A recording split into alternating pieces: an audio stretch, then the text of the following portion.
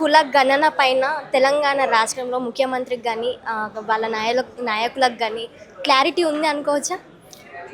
వాళ్ళ క్లారిటీ లేకనే కదా తెలంగాణ ఎవరికి అంటున్నారు మీరు? కాంగ్రెస్ పార్టీ నాయకులకు వారి క్లారిటీ లేకనే కదా ఇటువంటి కమిషన్ వచ్చింది.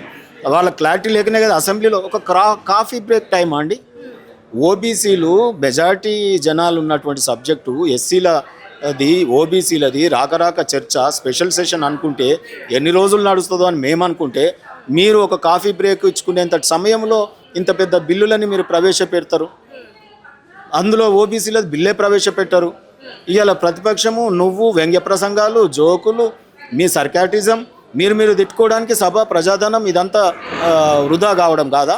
ఇవాళ 160 కోట్లు ఖర్చు పెట్టి చేసినాం మనం. ఇవాళ ఒక మనిషి వెనుక 200 రూపాయలు ఖర్చు అయింది కమిషన్. మరి ఆ 200 రూపాయలు ఖర్చు పెట్టిన లెక్క దాంట్లో సర్వేల ప్రజలలో కనిపించట్లేదు. మీరంతా ఎమ్మెల్యేలని లెక్క పెట్టుకోవడంలో బిజీ అయ్యారు. ప్రజల లెక్క నీకేం తెలుస్తుంది?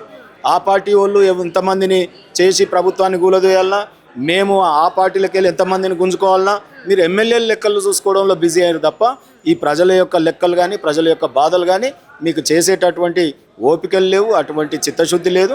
అందుకే మరొక ధర్మ పోరాటం తెలంగాణలో నిర్మాణం అవుతుంది. నీ సీటుకే ఎజరు తెచ్చుకున్నావు, నువ్వు ఎక్కడో కాదు, ఇప్పుడు నీ సీట్ కింద మంట పెట్టుకున్నావు. ఉన్నారు ఇప్పుడు సీటు ఊగుతూ ఉంది.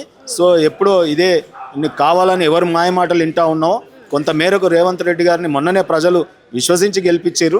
మరి ఆ విశ్వాస ఘాతకానికి ఒడగడతాడని మేమైతే అస్సలు అనుకోలేదు. మరి ఆయన ఏమైనా ఒత్తిడి ఉందా? మరి నీ క్యాబినెట్లోనే నీ సహచరులతో నీ సీనియర్ లీడర్స్తో ఏమైనా ఒత్తిడి ఉందా? కానీ రాహుల్ గాంధీ గారు ఒక మాట, రేవంత్ రెడ్డి గారు ఒక మాట.